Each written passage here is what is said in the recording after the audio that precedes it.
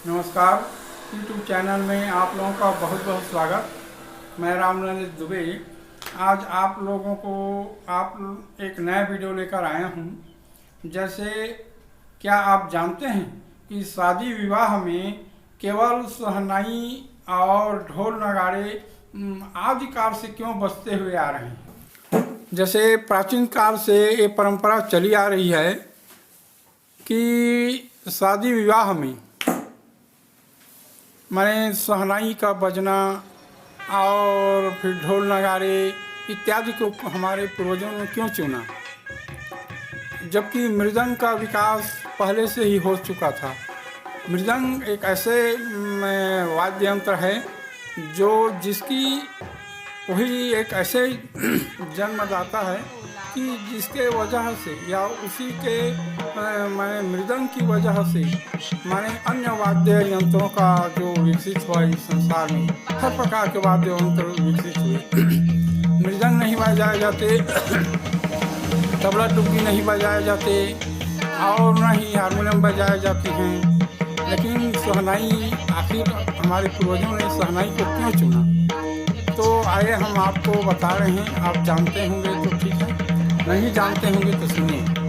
इसका कारण यह है कि जो शहनाई है ना, वो इंद्र और इंद्रायणी को बहुत पसंद है और ढोल और नगाड़े अप्सरा और गंधर्वों को बहुत पसंद है।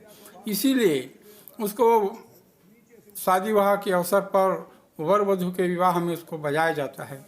जैसे इंद्र और इंद्रायणी माने इनका जो मधुर जो संबंध है सदैव बना रहा। कभी वाद विवाद या एक दूसरे को आलोचना और नकारात्मक इन्होंने कभी एक दूसरे का अवहेलना किया, न नकारात्मक दृष्टि से माने एक दूसरे से अलग हुए, कभी झगड़ा नहीं हुए। इंद्र और इंद्रायणी हमेशा ही उनका जो है दाम्पत्य जीवन मधुरता बनी रही, अटूट संबंध रहा उनका।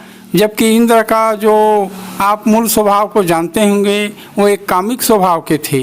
वो उसके बावजूद भी कई बार वो देवताओं से श्रापित हुए, शिव शंकर से श्रापित हुए, लेकिन कभी इंद्रायणी अपने पति इंद्र को कभी नकारात्मक या खोटे वचन या खट्टा वचन कभी नहीं बोली। वो हमेशा ही मधुरता प्रेम से ही हमेशा ही प्रेम भाव से माने बोली इंद्र जी को। इंद्र भी अपनी पत्नी को कभी भी निराश नहीं किए, हमेशा दाम्पत्य जीवन में उनको बहुत ही प्रेम किया। जबकि अन्य देवी देवताओं में यहाँ तक कि भगवान महादेव में भी ऐसा जो है मधुरता नहीं पाया गया। जैसे कि महादेव जी ने पार्वती को कई बार जो श्रापित किए थे कि तुम जाओ मत्स्य कन्या हो जाओ तुम पृथ्वीलोक में जन्म पा जाओ, ऐसे कहकर कई बार श्राप दिए। और उसी प्रकार जो है लक्ष्मीनारायण भी कई तरह से दाम्पत्य जीवन में अनबनता हुई। दूसरा ढोल नगाड़े अप्सराओं और गंधर्वों को बहुत पसंद है। अक्सर आप सुने होंगे श्री राम जानकी के विवाह में, कृष्ण के विवाह में, महादेव पार्वती के विवाह में शहनाई बजने लगे, ढोल नगाड़े अप्सरा गंधर्व बजाने लगे, नाचने लगे।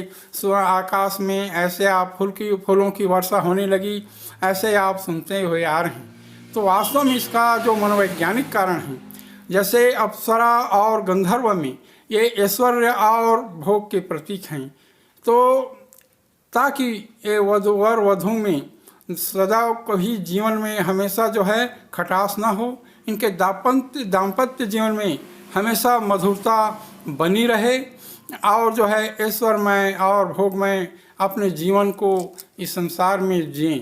ऐसा जो आशीर्वाद हमें इंद्र और ऐश्वर्य गंधर्व से और अप्सराओं से आशीर्वाद मिलता है। अक्सर शादी विवाह में गौरी गणपति के पूजा के पश्चात अन्य कोई भगवान को वहाँ आवाहन नहीं किया जाता है, केवल स्तुति किया जाता है और अपने पितरों को पानी दिया जाता है संतान प्राप्ति के लिए। उसके बाद इनके जो है जो आवाहन देखिए हम बता रहे हैं वो कैसे किस तरह से आवाहन किया जाता है इंद्र अप्सरा और गंधर्वों का, और हम आपको बता रहे हैं। जैसे इंद्र ओम त्रातारमिंद्रम महितारेन्द्रम ग्वं हवे हवे इंद्राय स्वाहा इदम इंद्राय न मम। अब गंधर्व अप्सरा का ओम ऋता साड्रित धमाग्नि गंधर्व इस्तस्यासध्यो अप्सरभ्यो मुदो नाम ताभ्यः स्वाहा इदम अप्सराय गंधर्वाय न मम। तो इनका जो विशेष आहुति इनको दी जाती है।